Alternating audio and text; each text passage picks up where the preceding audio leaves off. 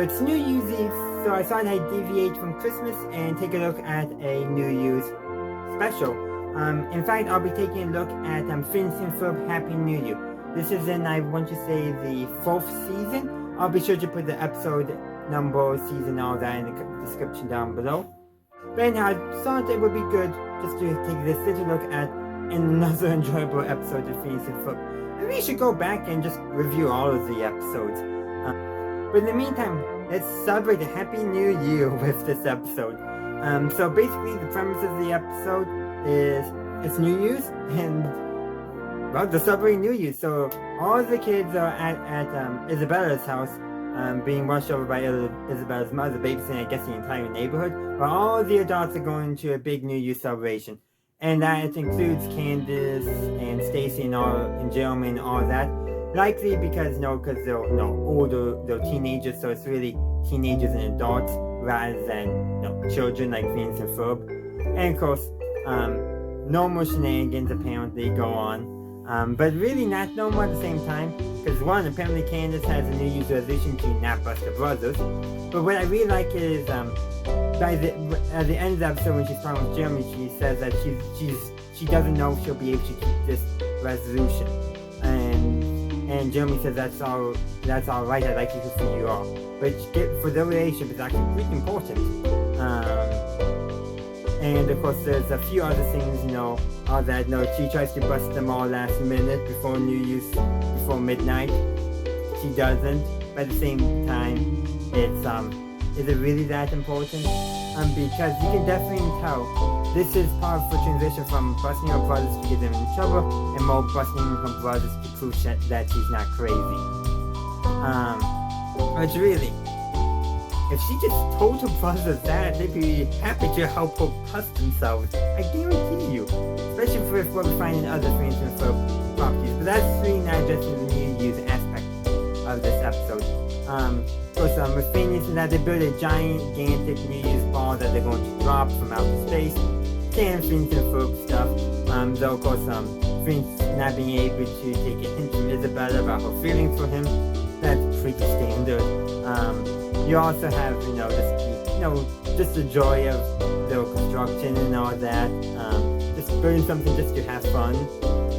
And what's neat is at the end of the episode, is the ball launches back up into space, and Phineas asks Ferb if it was his doing, and basically Ferb responds with his one line, which, as I remember, should be it was basically him talking about old lang syne, which means old long ago, and he said,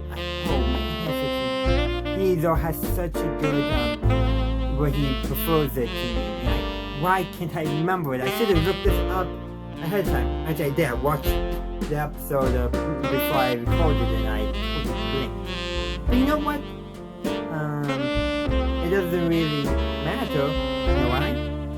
Because I'm talking about the intro now. I'm just skipping right over that. But anyhow, the intro is actually a winter theme intro, which I really do like.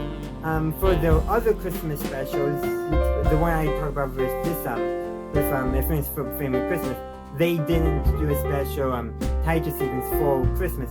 But it does make sense because that episode was actually set in summer. Meanwhile, this episode was actually set on New Year's Eve. So speaking of which, it'd be kind of fun to make a whole Phineas and Ferb timeline. If you're interested in seeing me do that, let me know in the comment section down below.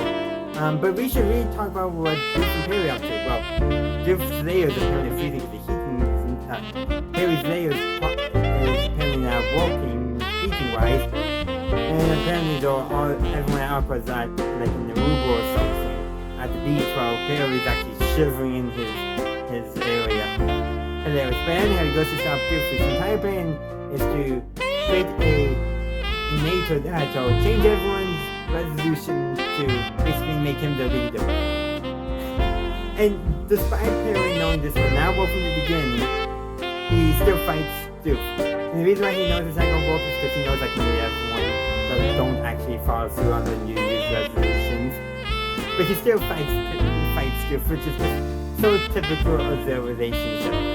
Though it's kind of sad that Doof's healthiest relationship actually probably second or third healthiest, because his healthiest relationship, I think, actually is with his daughter. But one of his healthiest relationships is with a platypus that beats him up every day of the year, including New Year's. It's kind of sad for Doof. But then again, he is defined by all his tragic backstories. But surprisingly, he doesn't really have a tragic backstory for this one. We could probably create one. But anyhow, that's where I'm going to end this little talk. Just thought I'd just talk about this episode and all that for news. But anyhow, thank you for watching. I would love to hear from you, so feel free to let me know in the comment section down below.